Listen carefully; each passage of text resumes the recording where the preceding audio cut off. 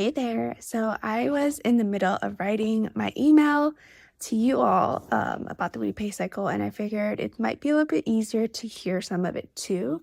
So there's four stages to the repay cycle, and I'll get to that what it is. But the repay cycle was created by me. It was created because it's just a pattern that I saw with my clients. They tended to want to give back to their family members or had to, and especially being adult children of immigrant parents, there was this pressure to do things for the family, desire to do things for the family that led them to burn out and feel like they really needed to take a break from taking care of the family.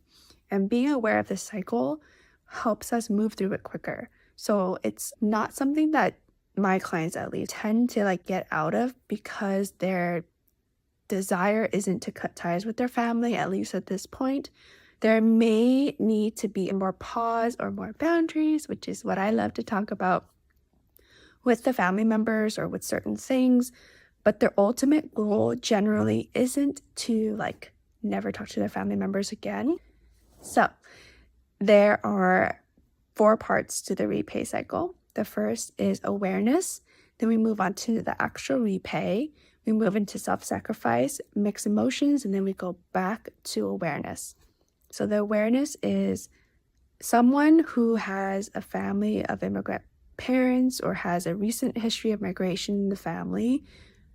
They know that the children know that they are kind of more privileged, have more access to things that their families and their parents didn't have access to.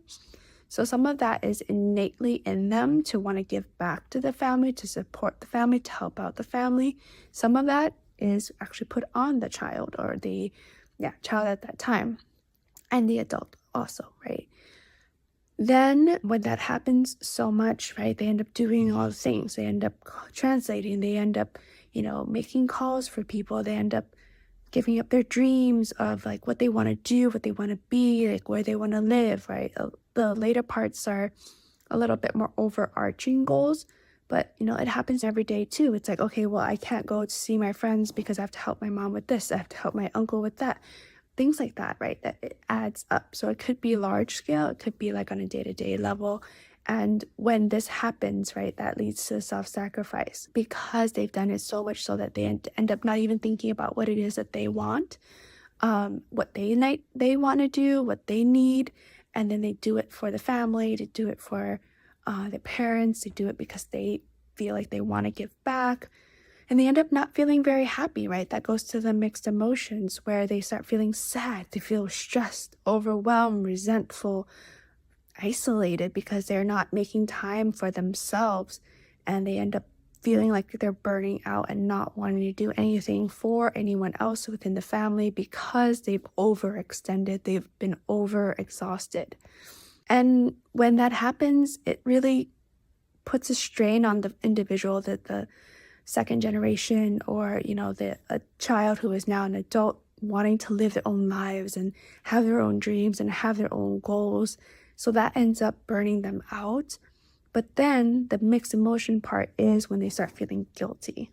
The awareness kicks back in later because they're but I'm the only one that can help them. I have all this privilege. I have all this information. I have to help my family. If I don't do it, who's going to do it? And there's this desire to actually give back. They just didn't do it in a way that was sustainable. And that is why I created the Unshaken Confidence and created this coaching program, because I want all of us who do want to support our family members to be able to sustain that, or, just support anyone and have good relationships, sustain that in a way where we don't sacrifice our needs all the time. We don't get stuck in the self-sacrifice and the mixed emotions, so much so that we don't move through the cycle and we end up burning out, and then we end up not being happy. We actually end up sacrificing the exact life that our parents, our family members wanted us to have because we're not able to balance, however balance looks like, our time, or just create more time for us to do the things that we want to do too. And that is the repay cycle, right? So awareness, repay, self-sacrifice, mixed emotions, then we go back to awareness. And again, the goal isn't that, at least with my clients, to get out of the cycle because they want to sustain that care for their loved ones. They just need a better way to do it. And that is why boundaries are so amazing.